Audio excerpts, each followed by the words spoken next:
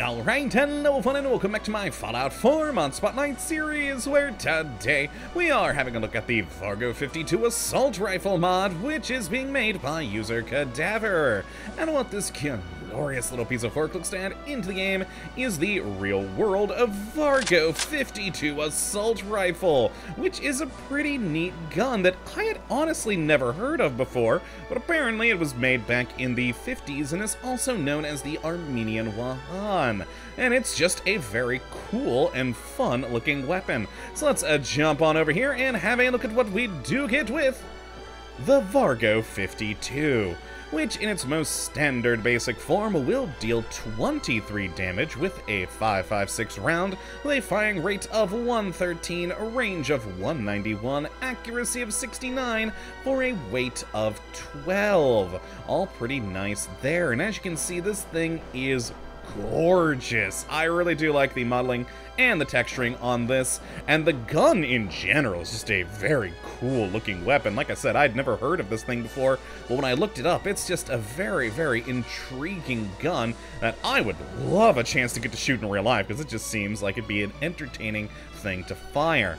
And as for the mod itself, it is very detailed, very nicely done there, and has a good amount of modifications, so you can really help improve this thing and make it a bit more to your liking. There's nothing too crazy in here, and sadly not very many aesthetic options. There's kind of some, but not really. It's mostly just stat boosting things, but all in all, a good selection there.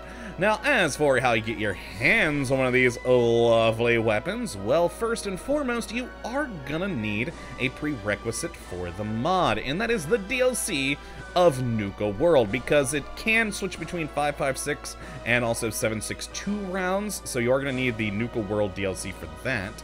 And then once that's installed, you'll find these in the world. They'll start to spawn at level 10, but you can also head on over to any chemistry station in the world and make your very own Vargo 52 for just some simple adhesive, gears, oil, screw, springs, and steel.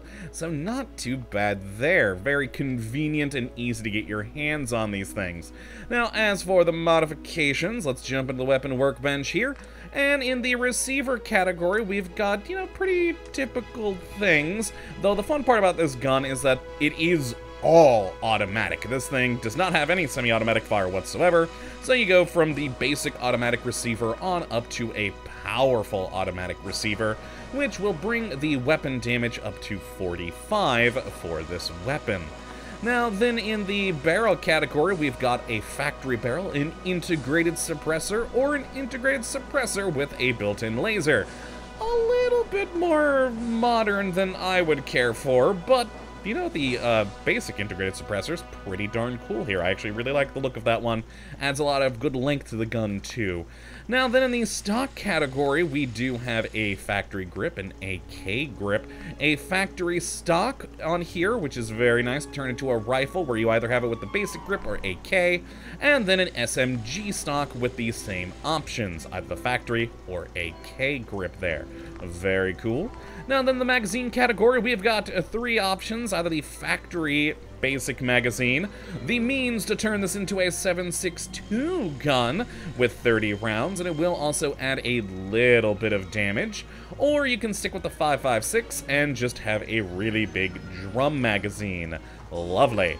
Now then, in the sights category, we've got some pretty good options. Not a huge amount of things, but you got your basic iron sights, a number of more close range, medium range reflex sights here, and even some more longer range things with the medium scope. You're never really going to be able to turn this thing into a sniping gun, but considering it's an automatic weapon, that makes all the sense in the world that you really wouldn't have that. Now then, in the muzzle, we have a factory muzzle, a compensator, an oil filter suppressor, or a normal suppressor. And of course, if you do go with the integrated suppressor barrel that we saw earlier, you're not going to have these options. They will disappear. You only have these if you stick with the standard factory barrel. And then after the muzzle, we've got a fun underbarrel category where you can add onto this thing a laser sight or flashlight if you so desire. And then finally, we have the ability to get a foregrip on this thing. And this is kind of the one sort of aesthetic thing I mentioned earlier, because you can either have a wooden foregrip or a polymer foregrip. They work exactly the same, but it's an aesthetic choice if you want wood or polymer. Personally, I like the wood because, hey, this is a gun from the 50s. I like it to look a little bit older. That's a personal thing, though. And those are your options for modifications for this gun. Again, nothing too crazy, but a good list of things to really help you make this gun more useful into the mid to maybe early late game, in my opinion. But overall, still cool. Now let me grab two of my modified versions I made over here, and let's get to shooting with this thing. Starting, of course, with the basic gun here, and take some shots.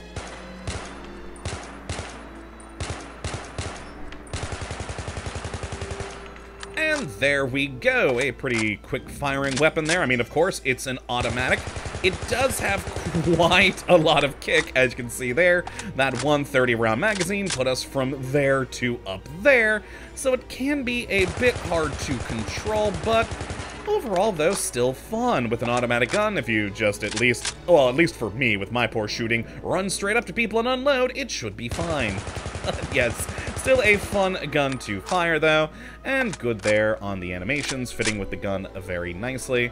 And then, of course, we do have our two modified versions. Go with the integrated suppressed one, which is not quite the best I can... Actually, no, this is the highest damage I was able to get this gun without any additional perks. So a base level of 48 damage for this, which, again, for an automatic, not too shabby. So let's get this gun and fire. Oh yeah, good times. And with that integrated suppressor up there, I do really like how it makes the gun a lot longer. I don't know why I like that sort of thing, but it amuses me. And wow, I think I hit the target once on that. But still, a fun gun. And if you are a better shot than me, which isn't hard to do, you could probably make this thing work very nicely. Now then, let's go with the final one I made here. We're sticking with the 5.56, and with only 45 damage, you only do get an extra +3 with switching it to 7.62, but hey, still, that +3 can mean a lot. But for this, sticking with the 5.56 and going with that barrel magazine and a compensator, let's see how this thing fires with 76 rounds. Oh boy, the compensator is actually helping quite a bit to make this thing a bit more controllable, really helping with the side-to-side on the sway of the gun every burst, and plus with the laser on this thing, it actually is pretty fun. And yeah, with those 75 rounds, this is just an entertaining gun to shoot, and my god, you will just devastate enemies in your wake. I mean, you know, with the damage, maybe not full devastation, but still some devastation nonetheless. So let's take a look at this thing against an enemy, and of course, grab ourselves our usual Deathclaw and run away. Oh boy. Get up to my cheese spot and die, Deathclaw, die. Oh boy, I think I've only hit him with like a third of the round so far. But that's just me and my usual aim. Okay, we did pretty good though. 75 rounds to get him like 2/3 of the way done. Let's switch over to the integrated suppressed version. The 7.62. Bring it, Deathclaw. Come on back, please. There we go. There we go. Oh boy. Reload before he gets to me, please. Reload before he gets to me. And, oh, dodged him. And let's do a VATS kill to get him on, hopefully.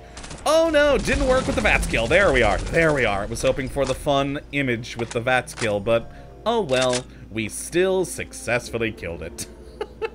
Well, yes, overall, this is a very cool gun, and I quite enjoyed learning about the Vargo 52 on a personal note. It seems like an interesting weapon, and added in here to the game, I think it's quite appropriate. It is a weapon from the 50s, so certainly Cold War era. It's got that older look and feel to it, which I do very much enjoy in my weapon mods, and is just an entertaining weapon to play with.